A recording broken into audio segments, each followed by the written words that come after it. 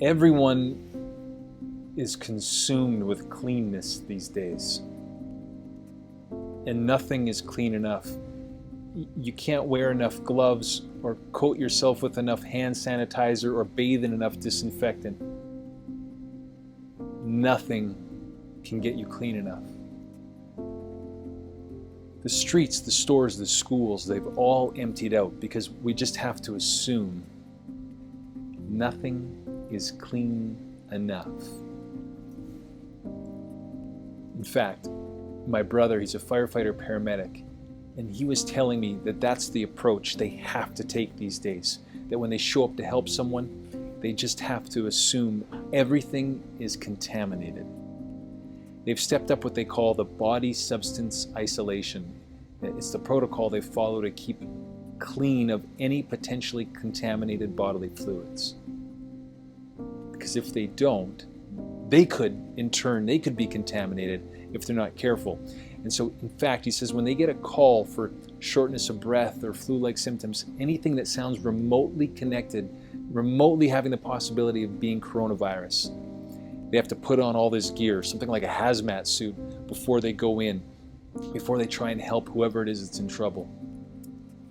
And that sight, he says, of them all suited up in their gear, that really freaks people out. People are afraid to begin with right now. We might be more afraid in our part of the world than we've ever been before. And that sight of those paramedics with those hazmat suits on, that puts the fear levels through the roof. Having to manage our stained, our contaminated body substance, it's got the experts afraid. It's got the people afraid. It's got all of us a little freaked out. And now to fix it, everyone is talking about flattening the curve. That this virus, it spreads on a curve of increasing severity, and we have to flatten it. The thing is, these crises have emotional and spiritual curves to them too. It starts off low. We'll manage, we'll adjust, we'll cope. And then as the severity of health risk increases, our emotional and our spiritual sensitivities, they go up too. And here's what people become aware of.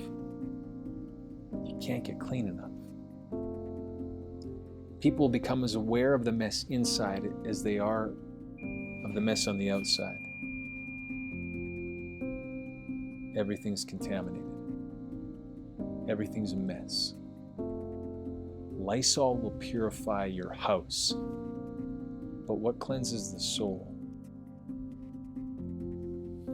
Often, at least before the pandemic, our lives, they get so busy with activity, we don't stop very often to think deeply. The busyness, it keeps us so preoccupied that we don't spend time thinking about what's important, what really matters, why we really matter. And now everything out there is on lockdown, but not your mind, not your heart, not your soul. Now we get to thinking. Now we start looking inside. And it might feel like we need a spiritual hazmat suit to deal with our inside world. The fear of a virus can make us panic. The fear and the panic can get you obsessively washing, sanitizing, disinfecting. And that can clean away the body substance contamination. But it can't do anything about the soul substance contamination. Hundreds of years before the life of Jesus, the king of Israel, King David, this is the David who beat that giant Goliath. He wrote out this prayer, and his life had become a complete mess. He'd refused to slow down to deal with it, to clean up the mess, but then a lockdown was forced on him too. He got caught. And his sin, his worst mistakes and failures, it all was exposed. Everyone could see, everyone knew, everyone could see the mess. And he had to take a long, deep look at what he'd done, at who he'd become. And he wrote this reflection, this prayer, Psalm 51. And he says these words, he says, "Sprinkle me with the cleansing blood, and I will be clean again. Wash me and I'll be whiter than snow. Don't keep looking at my sins, God. Erase them from your sight. In David's time, you would go and see the priest and you would offer up animal sacrifices, maybe a lamb or a bull, and their blood would be shed on your behalf. You made your mistakes in life, but the animal paid with its life on your behalf. And the priest would dip a little hyssop branch into the blood of that animal and sprinkle it on the worshiper. And that blood was a sign that they had been made clean. The animal's body substance contamination isolated and removed your sin. A bit of sprinkled blood on you, your face, your clothes, and your soul was made clean. Next week is Easter, and Easter Sunday, of course, it follows Good Friday.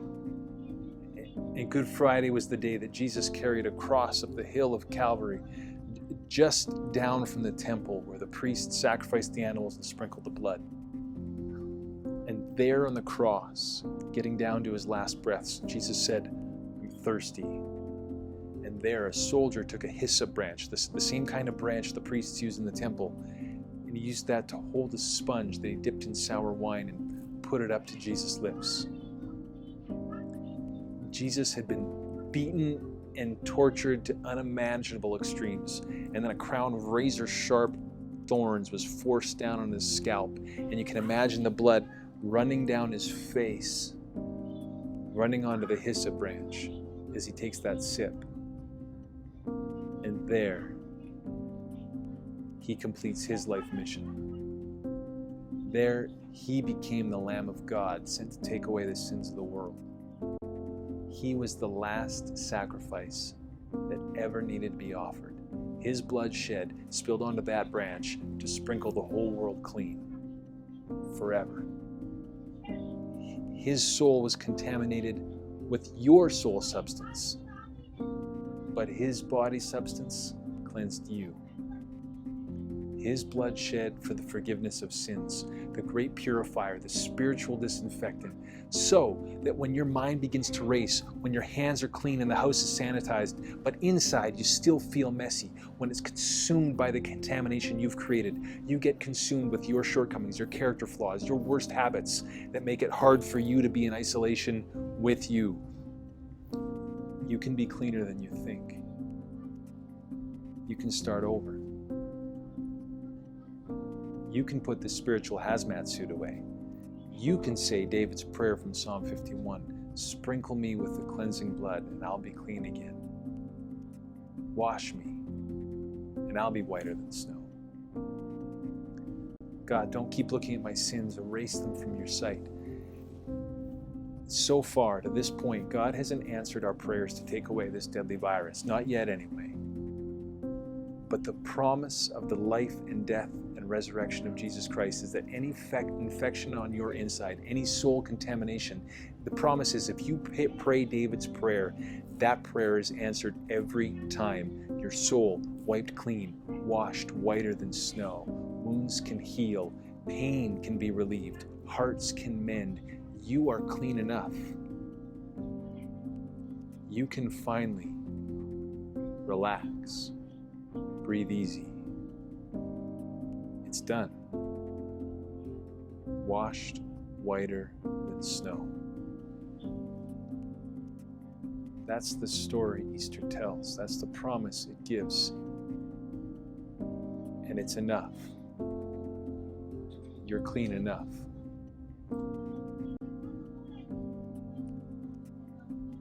In the meantime, we'd love to hear from you. Just message us here. And if this was at all helpful to you, please like it. Please share it with someone you care about. God bless you and see you soon.